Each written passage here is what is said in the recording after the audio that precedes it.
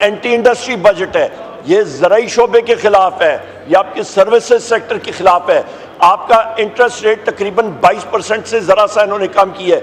मुझे treasury benches पे मां सिवा एक दो लोगों के बारे के अलावा ये कैबिनेट में जो लोग बैठे हुए थे, इनसे मैं चैलेंज करता हूं, मुझे बता दें इनको रिलेशनशिप बॉन्ड प्राइसेस और इंटरेस्ट रेट्स के दरमियान उनको पता है कि क्या रिलेशनशिप है जी? इनको मालूम ही नहीं है। और ये बैठ के वहां पे वाह वाह जी तालियां बजाओ, बहुत जबरदस्त आपने बजट पेश किया, इसको हम लोग कंडेम करते हैं जनाब स्पीकर। इसके साथ साथ मैं आपको ये भी बताता चलूं जनाब स्पीकर जी कि सबसे अहम बात मेरे भाई बैरिस्टर गौर साहब ने भी की है कि आपका इस पे यहाँ पे देखें, ये कहते हैं जी हम लोग प्राइवेटाइजेशन प्रोसीड्स 30 अरब की प्राइवेटाइजेशन प्रोसीड्स इन्होंने रखी हैं। आपका जो SIFC है बहुत इन्होंने मार्का मारा है। 30 अरब क्या चीज है? नंबर एक, नंबर उस पे SIFC पे खर्चा क्या हुआ, बाकी इनके प्राइवेटाइजेशन प्रोग्राम्स किधर गए? यहाँ पे जनाब स्पीकर आप जिस वक्त एक इदारे को बेच रहे होते हैं तो फिर उसको कर्जा क्यों दे रहे हैं? पाकिस्तान स्टील मिल को 3.5 अरब रुपए का कर्जा भी दे रहे हैं और उधर कह रहे हैं हम लोग बेच रहे हैं। जनाब स्पीकर ये कहाँ की अकल है, ये कहाँ की दानिशमंदी है? ये तो बेवकूफ़ी है और इस पे करप्शन जो है वो तो सामने नजर आ रही है।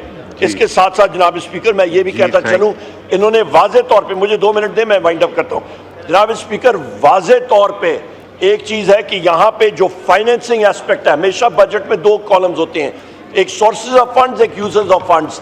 जो सोर्सेज ऑफ फंड्स है जहाँ पे पैसा आना है उस पे कहीं नहीं लिखा कि आपकी डायरेक्ट फॉरेन इन्वेस्टमेंट कहां से आ रही है, वहां पे कहीं नहीं लिखा कि ये किधर से फाइनेंस करेंगे 8,500 अरब रुपए का खसारा। जनाब स्पीकर इसलिए नहीं डायरेक्ट फॉरेन इन्वेस्टमेंट आ रही क्योंकि यहाँ पे रूल ऑफ लॉ नहीं है। रूल ऑफ लॉ इसलिए नहीं है क्योंकि आपकी इंटेलिजेंस एजेंसीज जाके आपके जुडिशरी के जजेस को ज़दकोप कर कि हमारा जो बजट डेफिसिट होगा प्रोविंशियल सरप्लस को निकाल के वो 7,283 अरब रुपए होगा। लिहाजा प्रोविंशियल सरप्लस इन्होंने जो लिखा हुआ था अपने पास जनाब स्पीकर, इन्होंने फैक्टर इन किया हुआ है, वो 1217 अरब है।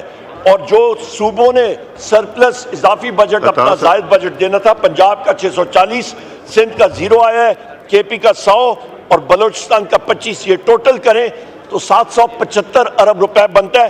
टारगेट 1217 का आपका जनाब स्पीकर 452 बिलियन 492 अरब रुपया जो है वो खसारे का है सूबों से। ये बजट अनरियलिस्टिक है।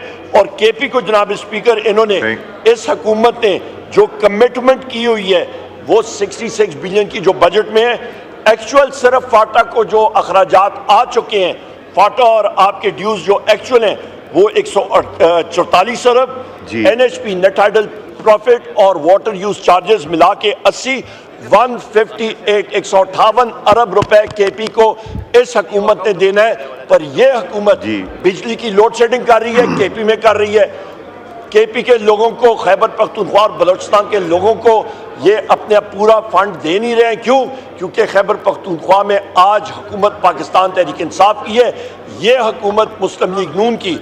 इनका एक ही शेव है कि जिन जिन लोगों ने पाकिस्तान तहरीक इंसाफ को वोट दिया उनके खिलाफ बदला लिया जाए। आखिर में मैं ये बात करूंगा जनाब स्पीकर जी, थैंक यू जी, मैंने भेज दिया है, मैंने इंफॉर्मेशन मिनिस्टर को भेज दिया है मीडिया से बात करने। जी उमर साहब। बहुत शुक्रिया जनाब स्पीकर। मैं आखिरी 1 मिनट लेता हूँ।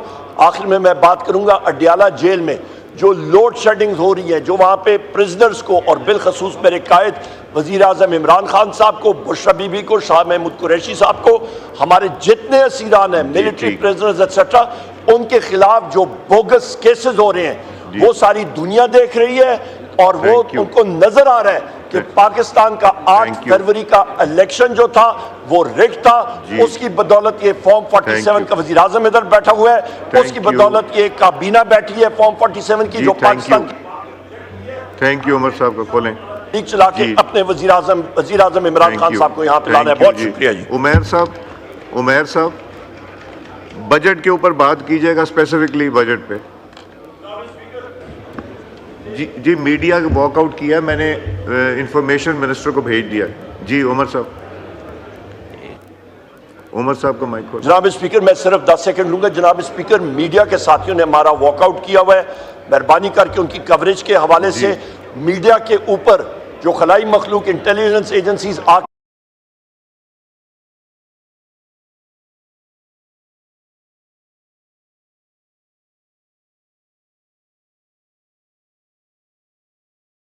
एंटी इंडस्ट्री बजट है, ये ज़राई शोबे के खिलाफ है, ये आपके सर्विसेज सेक्टर के खिलाफ है।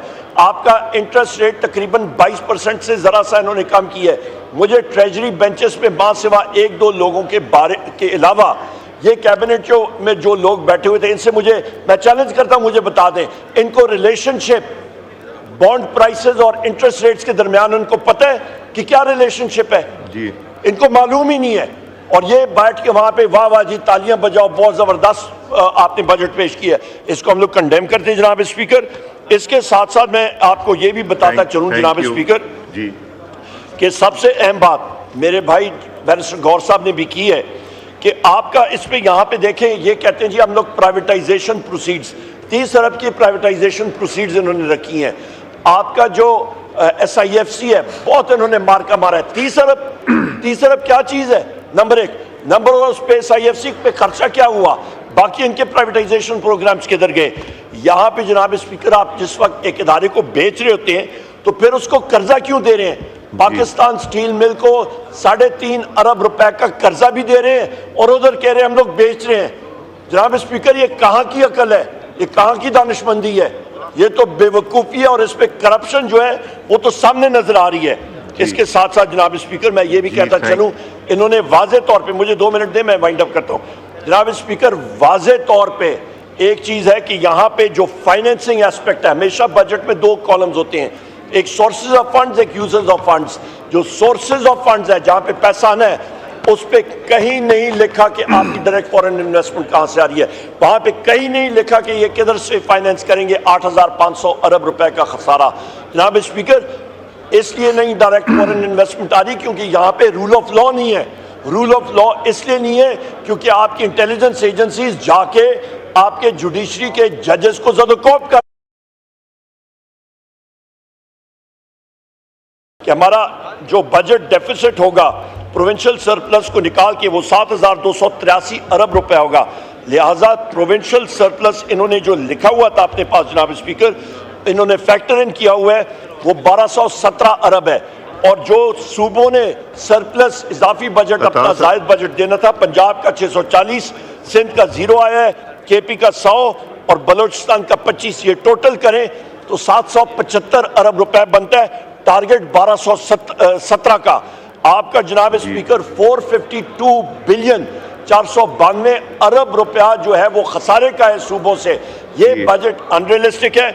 और KP को जनाब स्पीकर इन्होंने इस हुकूमत ने जो कमिटमेंट की हुई है वो 66 बिलियन की जो बजट में है, एक्चुअल सिर्फ फाटा को जो अखराजात आ चुके हैं, फाटा और आपके ड्यूज जो एक्चुअल हैं वो 144 अरब, NHP नेट हाइडल प्रॉफिट और वाटर यूज चार्जेस मिला के 80 158 अरब रुपए KP को इस हुकूमत ने देना है।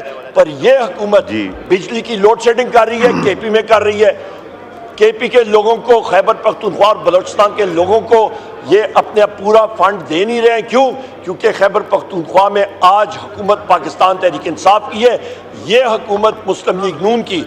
इनका एक ही शेव है कि जिन जिन लोगों ने पाकिस्तान तहरीक इंसाफ को वोट दिया उनके खिलाफ बदला लिया जाए। आखिर में मैं ये बात करूंगा जनाब स्पीकर जी, थैंक यू जी, मैंने भेज दिया है, मैंने इंफॉर्मेशन मिनिस्टर को भेज दिया है मीडिया से बात करने। जी उमर साहब, बहुत शुक्रिया जनाब स्पीकर। मैं आखिरी 1 मिनट लेता हूँ।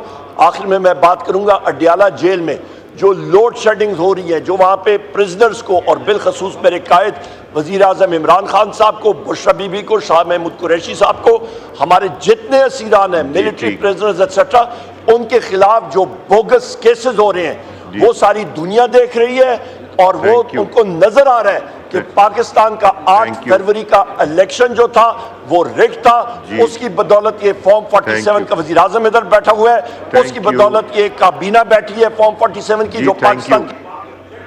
थैंक यू उमर साहब को खोलें चला के अपने वज़ीर आज़म इमरान खान साहब को यहाँ पे लाना है। बहुत शुक्रिया जी। उमैर साहब बजट के ऊपर बात कीजिएगा, स्पेसिफिकली बजट पे। जी मीडिया का वॉकआउट किया, मैंने इंफॉर्मेशन मिनिस्टर को भेज दिया। जी उमर साहब को माइक खोलो। जनाब स्पीकर, मैं सिर्फ 10 सेकंड लूंगा। जनाब स्पीकर, मीडिया के साथियों ने हमारा वॉकआउट किया हुआ है, मेहरबानी करके उनकी कवरेज के हवाले से मीडिया के ऊपर जो खलाई मखलूक इंटेलिजेंस एजेंसीज